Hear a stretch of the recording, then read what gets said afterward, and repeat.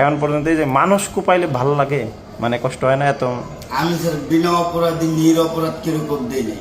টুন্ডা বাবুর ভাই হ্যাঁ ওরে কোবাইছি কিছুদিন আগে। হ্যাঁ। নিরপরাধ আপনি কিছুদিন আগে বলতে কি ইয়ার আগে? নদীর পাড়ে।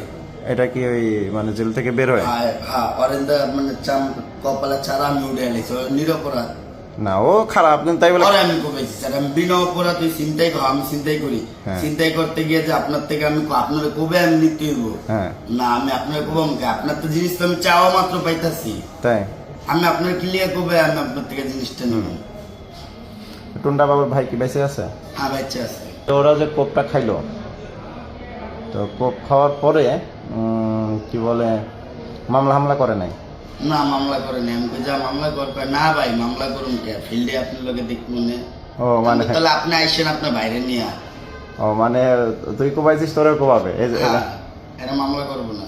মামলা করে লাভ নাই নাকি? আবার আর বইনের কিছুদিন আগে আবার ভিডিও কনফারেন্সে লাইভে এসে কিছু ছবি ছাড়ছিল।